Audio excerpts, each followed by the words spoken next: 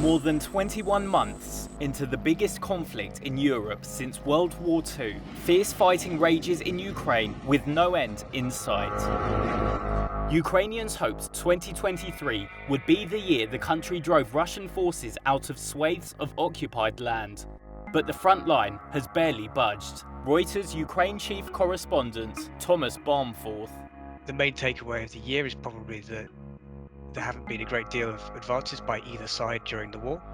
The war in Ukraine has already killed or wounded hundreds of thousands of people, destroyed cities and villages, forced millions from their homes, and placed hundreds of thousands more under the Russian occupation.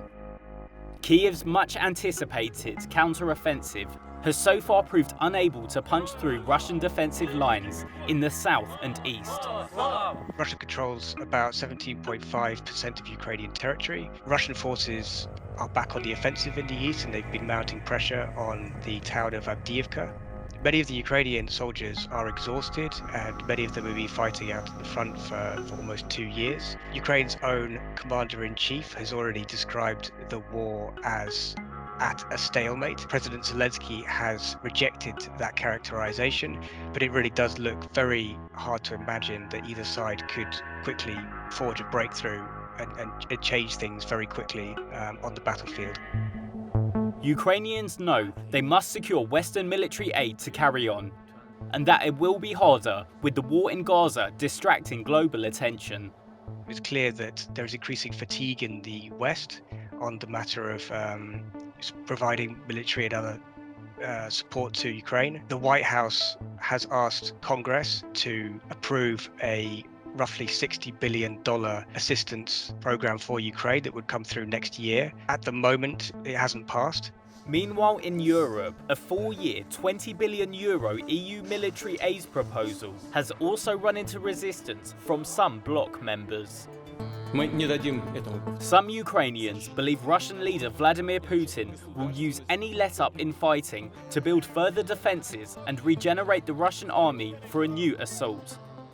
Russia is expected to hold an election in March that is widely expected to hand Vladimir Putin another 6 years in the Kremlin. Some observers think that he may feel his hands are more untied after that election to escalate his war effort. That could include, for instance, mobilizing more Russian men to fight in the army. He may also decide to invest even more effort into the defense industry in Russia.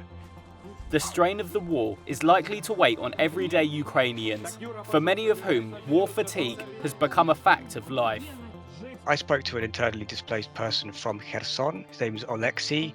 He fled his hometown of Kherson in April 2022 when it was still under occupation.